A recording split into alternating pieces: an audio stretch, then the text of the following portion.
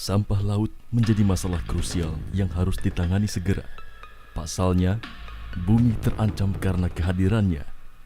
Data Sistem Informasi Pengelolaan Sampah Nasional atau SIPSN per 16 Juni 2022 mencatat timbunan sampah Indonesia mencapai 25,6 juta ton per tahun yang berasal dari 207 kabupaten dan kota pada tahun 2021. Komposisi sampah tertinggi sebesar 29,5% berasal dari sampah sisa makanan dan tertinggi kedua adalah plastik sebesar 15,4%. Salah satu kasus sampah laut yang sempat viral di media sosial pada bulan Juli tahun 2022 adalah tumpukan sampah yang menggenang di perairan Pulau Sangiang. Sampah terlihat memenuhi permukaan perairan di sekitar pulau tersebut, hingga perahu nelayan pun sulit untuk bergerak. Sampah memang musiman, tapi sering kalanya ya berlebihan kayak gitu. Kayak kemarin kejadian itu kan berlebihan itu. Kalau di sini sampai menutup air segala itu kan udah berlebihan. Gitu. Kalau kapal lewat juga susah, perahu juga mau lewat susah gitu kan. Jangan pasang jaring gitu kan, lewat aja susah. Sama mesin juga mengganggu. Gitu. Perjalanan perkapalan lah yang jelas yang terganggu. Aku tuh pernah ngeliat langsung, kita tuh udah capek-capek nih beres-beresin sampah biar lautnya cantik apa gitu. Pas perjalanan pulang di kapal, ada kapal yang memang sengaja membuang sampah ke lautnya. Jadi ternyata memang ada juga SDM yang gak bertanggung jawab kayak gitunya gitu tuh. Dikira aku kan emang cuma ke bawah ya, ternyata enggak. Emang ada yang sengaja gitu. Ya kalau sampah itu kan ya kaget, tamu juga nggak ada, sampah itu karena kiriman ya, kiriman ombak. Ada ombak, ada angin dari mana gitu, ombak kan nyampanya di sini gitu. Jadi bukan nggak diperhatiin, ini juga dibakar, dibersihin karena datang lagi gitu kan ya.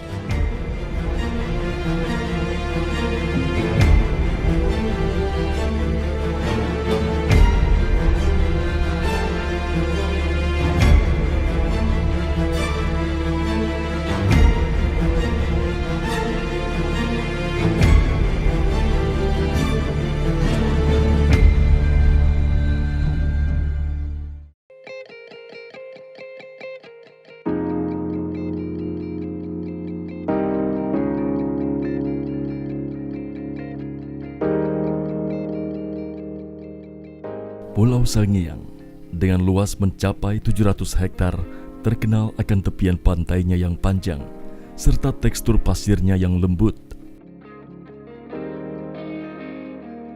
Pemandangan bawah laut yang kaya akan terumbu karangnya sangat memanjakan mata bagi para pecinta kegiatan bawah air. Bahkan di penghujung hari, panorama matahari tenggelam merupakan sajian penutup yang sempurna. Ditambah lagi statusnya sebagai taman wisata alam membuat pulau ini sangat terjaga keaslian alamnya.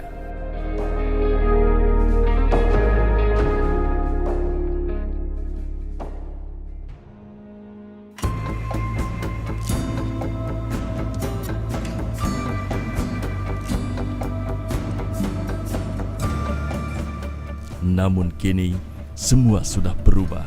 Ironinya, salah satu keindahan perairan Selat Sunda ini menerima gelombang pasang polusi sampah plastik.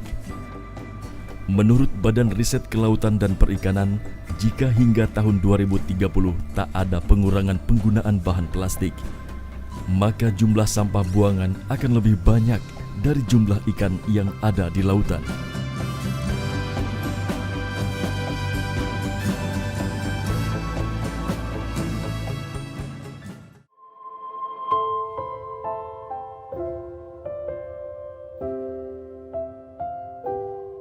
Bila berkaca pada kondisi alam Pulau Sangiang, rasanya mustahil jika pulau dengan lautnya yang teduh, keindahan alam bawah lautnya yang berpadu dengan aneka ragam biota laut, serta dihuni oleh 42 kepala keluarga ini, menjadi tempat pembuangan akhir dari polusi sampah plastik. Sebuah pulau yang menurut catatan sejarah merupakan hibah dari Raja Lampung kepada warga untuk ditempati ketika masa pendudukan Jepang di abad ke-19 silam. Namun, Di tempat di mana waktu terasa lambat berjalan, generasi penerus Pulau Sangiang dihadapkan pada sebuah masalah yang cukup pelik. Bicara masalah sampah di Pulau Sangiang ini memang nggak ada selesai-selesainya gitu ya. Karena mungkin pulau ini kan datarannya kan rendah ya, datarannya rendah. Jadi setiap sampah itu pasti masuk ke Pulau Sangiang gitu. Setelah masuk ke Pulau Sangiang mungkin si sampah itu tidak bisa keluar. Mereka akan berputar di area istilahnya Pulau Sangiang. Untuk penyelesaian sampah ini memang susah gitu ya, susah. Kita butuh bantuan, bukan ekosistem laut aja, justru ke nelayan juga ngaruh. Soalnya banyak yang pasang jaring itu kan dipenuhi dengan sampah. Terus yang mau masuk juga kapal itu kan, kemarin itu kan kipasnya itu kena sampah gitu. Bahkan yang mancing juga karena banyaknya sampah yang nggak bisa aktivitas mancing. Letaknya yang berada di sebuah selat menghubungkan antara Laut Jawa di bagian interior Laut Indonesia dengan Samudra Hindia di bagian luarnya, menjadikan Pulau Sangiang rentan menerima kiriman sampah plastik dari pulau-pulau besar di sekitarnya. Ditambah lagi arah arus laut yang mempertemukan arus dari Pulau Jawa dan Pulau Sumatera bertemu di titik tempat Pulau Sangiang berada sebelum akhirnya menyebar di Samudra Hindia. Sampah di laut ini dia tidak menetap ya, dia akan bergerak. Ini yang membedakan pengelolaan sampah di darat dengan di laut. Kalau di darat kan kalau kita membuang sampah di daratan tidak kemana-mana, paling terbawa angin dan itu pun tidak terlalu banyak. Tapi kalau yang di laut, sekali dia masuk laut itu tidak menetap di situ, dia akan bergerak mengikuti aluran air, arus air laut tadi. Misalnya yang di Sangiang, contoh kasus ya, itu sungai-sungai yang di Jakarta itu membawa banyak sampah dan itu akan terbawa arus sesuai dengan musim yang ada. Pada musim timur dia akan bergerak dari timurnya Laut Jawa ke arah barat, dan pada saat musim barat dia akan bergerak dari barat menuju timur. Masalahnya Sangiang ada teluk sehingga dia akan menjadi tempat singgahnya sampah tadi. Jadi sampah ini pada saat dia terbawa arus pada musim tertentu kan dia akan terbawa ke pantai. Dan musim pasang dia akan terendap di pantai dan dia tidak terbawa arus lagi, jadi akan menetap di situ. Nah ini yang menyebabkan ada beberapa lokasi yang memang sebagai tempat sampah itu terkumpul oleh arus dan gelombang tadi.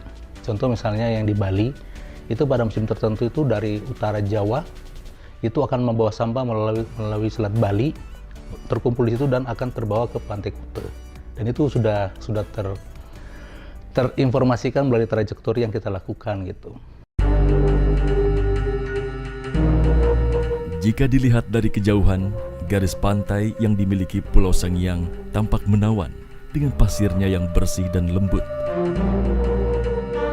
Namun, penampilan terkadang mampu menipu pandangan. Lihatlah lebih dekat, maka Anda akan menemukan pemandangan yang berbeda. Tumpukan sampah plastik menyebar di mana-mana, di pasirnya, di antara bebatuan, bahkan hingga ke area hijau di sekitar pantai.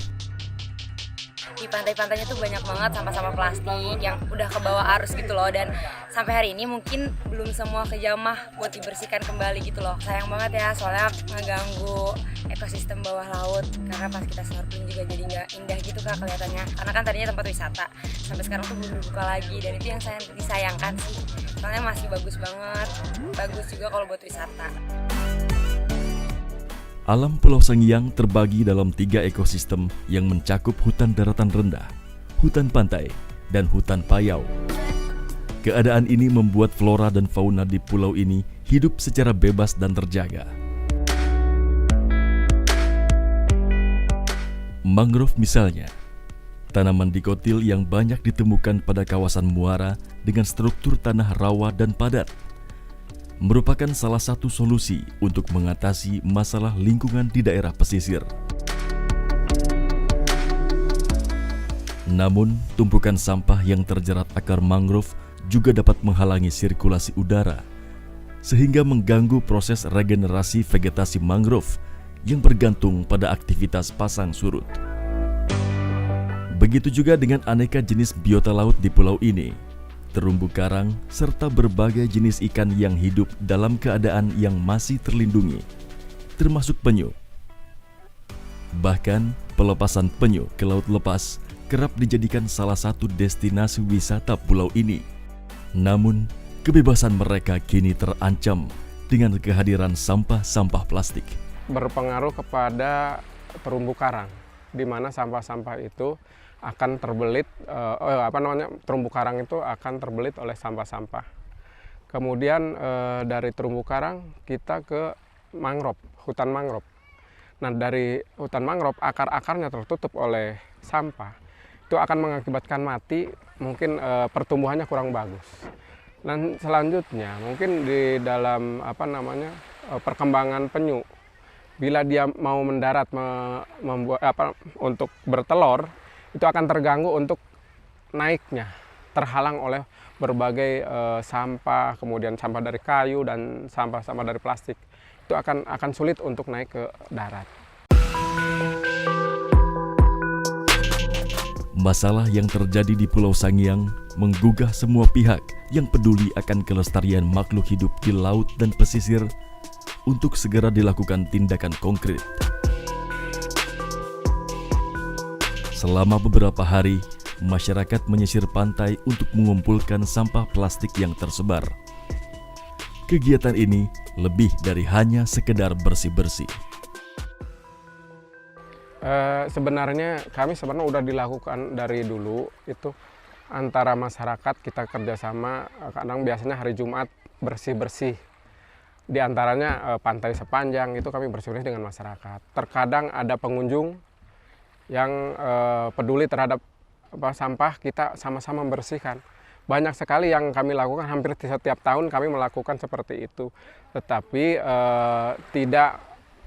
rutinnya tidak bisa ditentukan gitu. Tapi pada saat sampahnya banyak, kita selalu mengadakan bersih-bersih sampah walaupun sedikit. Semua benda yang terkumpul dipilih dan dipisahkan sesuai dengan kategorinya. Dan dari semua data yang masuk akan diserahkan ke Badan Riset dan Sumber Daya Manusia Kelautan dan Perikanan (KKP).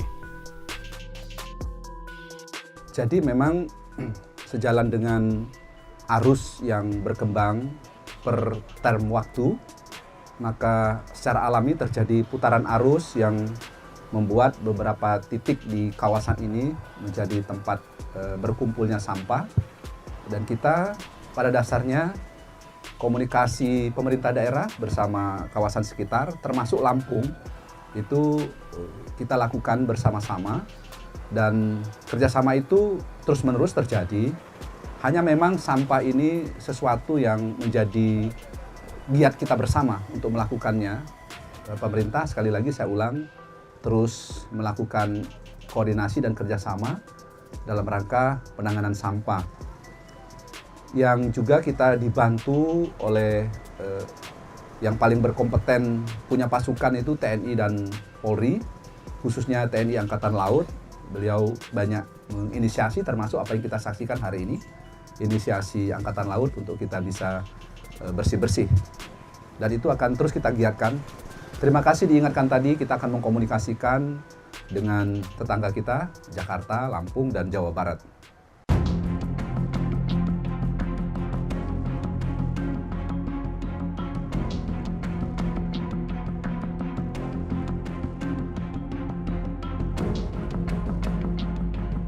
Kegiatan ini tak hanya akan membantu mengidentifikasi sumber polusi, tapi juga akan menjadi sumber data terhadap kuantitas sampah yang berada di lautan Indonesia, khususnya di sekitar Pulau Sangiang.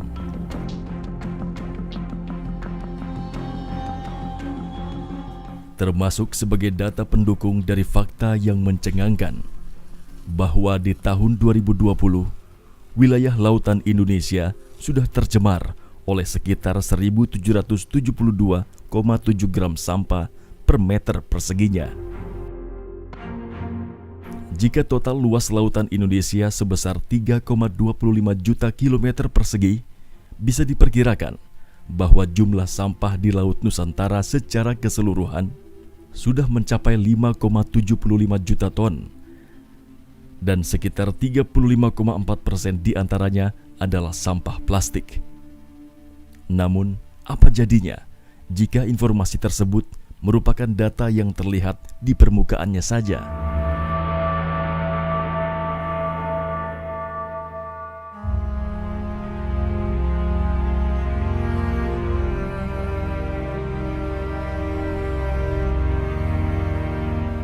Para ahli berpendapat bahwa pulau terpencil di Selat Sunda ini bisa menjadi salah satu kunci untuk mengetahui permasalahan sampah plastik yang belakangan menjadi isu global.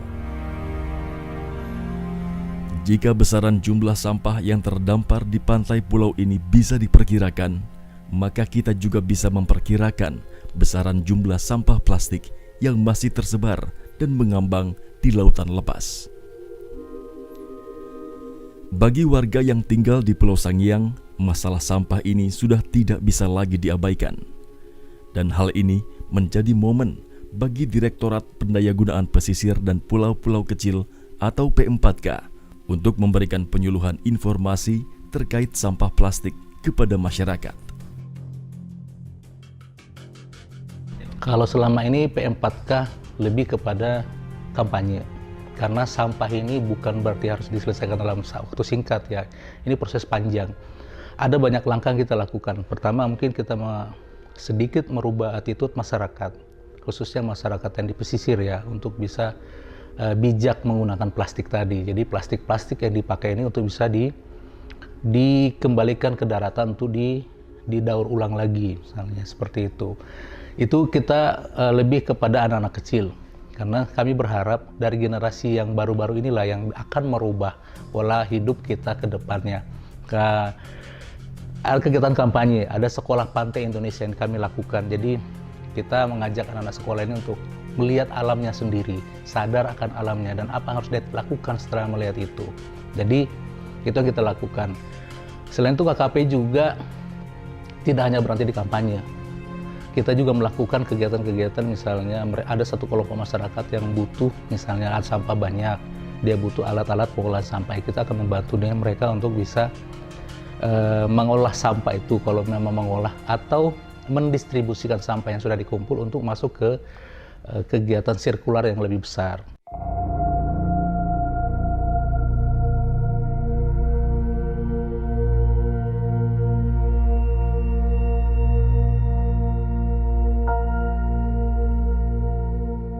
Namun, dengan keterbatasan sumber daya alam yang bisa dimanfaatkan untuk kebutuhan sehari-hari masyarakat Pulau Sangiang, tak sedikit pula warga yang mencoba peruntungannya dari sampah-sampah tersebut.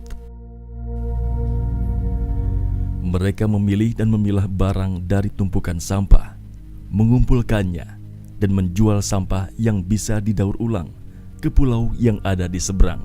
Ya, menurut saya sih ada bagusnya kayak gitu masuknya gitu kan, ada musibah dan ada anugerahnya juga gitu. Jadi bisa setengahnya bisa membantu mata pencarian masyarakat pulau yang bisa dianugerahkan. Nah, terus kalau yang musibah itu ya kayak gini, paling kita pelan-pelan ngumpulin sampah yang nggak kepake ataupun nggak digunakan, terus kita bakar. Yang bisa digunakan bisa di kilo ataupun dijual kayak semacam plastik gini, Pak. Ini kan bisa di kilo, per kilo dibayar kadang 2.000, kadang 2.500 per kilo.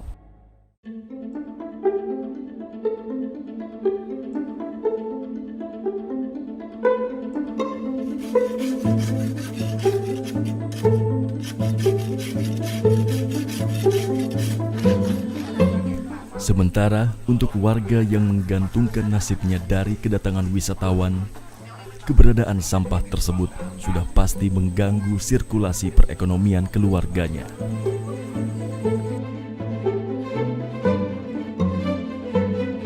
Mungkin semuanya yang itu makan nunggu tamu sekarang itu kan ya, cuman itu yang ditunggu ada penghasilannya karena hasil bumi sini kan sudah susah.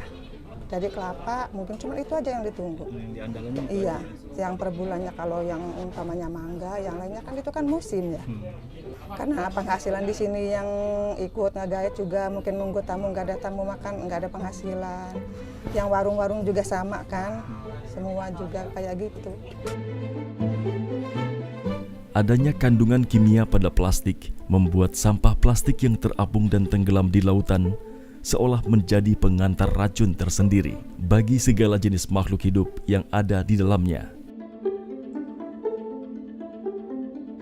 Hal ini tentu mampu memengaruhi rantai makanan biota laut yang sudah tersusun sebelumnya.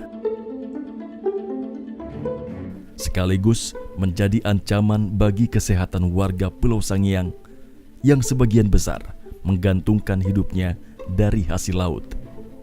Ada sampai bangkainya malah Kak. Jadi kayak waktu itu ada kayak karang gede gitu. Sebenarnya itu cantik, cuman gara-gara di samping-sampingnya tuh kayak ada bekas rokoknya tuh dibuang gitu Kak, bukan putungnya lagi, memang rokok. Jadinya di bawah tuh kan nggak cair juga ya, maksudnya nggak terurai. Dan itu jadi jelek gitu sih. Tadinya warnanya putih tapi jadi jelek aja gitu. Jadi memang sampahnya ngeganggu sih Kak. Pulau ini terletak cukup jauh dari daerah yang sudah terbiasa dengan masalah polusi sampah plastik. Namun kenyataannya, tak jarang tempat ini menjadi labuhan terakhir bagi jutaan ton sampah plastik yang terapung dan terbawa arus laut. Bahkan dari tampilan gambar yang terlihat indah ini, tersimpan jutaan fragmen plastik di dalamnya.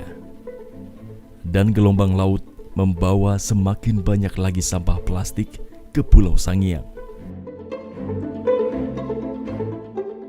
Sampah yang ada di laut itu kan sebenarnya sampah yang berasal dari daratan. Jadi ada beberapa hal yang sudah pernah kita tawarkan teman-teman di Kemenko Marves. Itu bahwa untuk mengendalikan ini adalah bagaimana kita mengurangi sampah yang bocor ke laut. Apa yang harus dilakukan adalah bagaimana kalau kita masang jaring di mulut sungai. Tapi satu kendala juga, kalau masang jaring di mulut sungai, kalau tidak terambil itu berbahaya nih. Misalnya akan menimbulkan banjir, sampahnya malah bocor ke samping kiri dan kanan gitu. Nah itu kan cukup berbahaya. Sehingga cara yang paling baik adalah bagaimana kalau kita melibatkan pemerintah daerah untuk melihat juga bahwa mereka juga harus punya peran nih penanggulangan sampah ini daratan di wilayahnya mereka. Jadi setiap batas kecamatan, misalnya antara Jakarta dengan Bogor atau Bekasi, ini kan ada beberapa sungai yang bermuara di Teluk Jakarta nih, di Jakarta. Bagaimana kalau setiap kabupaten ini dipasang jaring, kemudian di setiap kecamatan itu dipasang jaring lagi, sehingga kita tahu nih sampah sebenarnya ini berasal dari kecamatan mana sih. Nah dari situ kita bisa tahu, oh ternyata di kecamatan A ini sampahnya di daratan tidak terkelola dengan baik, sehingga fokus kita untuk menanggulangi sampah di daratan yang tidak terkelola lebih mudah dilakukan. Misalnya, oh ternyata kecamatan A kurang pengelolaannya, apa harus diimplementasikan, cari masalahnya. Oh bank sampahnya nggak ada. Nah kita kembangkan bank sampah di sana. Nah kalau ini kan kita belum tahu nih, sampah yang sampai ke laut itu kan taunya dari sungai. Pada saat ditanya dari daerah mana ya, kita nggak tahu. Ada yang bilang dari Bogor lah, orang Bogor bilang bukan saya gitu. Nah sekarang kita buktikan dengan jaring tadi, jaring antar setiap batas wilayah yang ada pengelolanya nih, sehingga kita mudah nih mengontrol. Kemudian yang paling penting juga nih adalah menanamkan di setiap pemerintah daerah, di setiap masyarakatnya adalah dengan dulu kita mengenai 3R ya, reduce mengurangi, reuse dipakai ulang, sama di recycle. Kita tambahkan dengan refuse ditolak. Jadi pas kita berbelanja ditawarin sama kantong plastik misalnya ya. Nah kita bilang tidak, saya tidak menggunakan kulit plastik, saya menggunakan kantong sendiri gitu kan, terus sedikit mengurangi penggunaan plastik. Karena yang berbahaya memang kantong plastik ini. Karena di dunia recycling dia tidak dikenal sebagai plastik yang bisa direcycle. Nah, itu yang bisa mengurangi tadi itu. Atau misalnya kita menggunakan kantong plastik, ya kita simpan kantong plastiknya, kita gunakan lagi.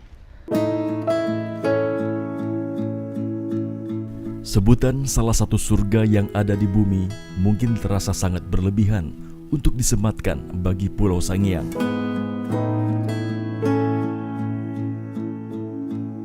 Namun, tak ada kata lain yang bisa menggambarkan bagaimana Tuhan menciptakan segala bentuk keindahan di pulau ini.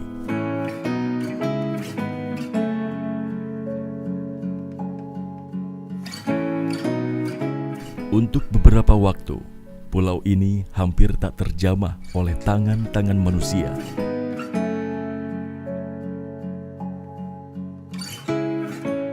Tapi hanya dalam hitungan tahun, masa depan kesehatan warga dan keberlanjutan ekosistemnya sudah berada di ujung tanduk.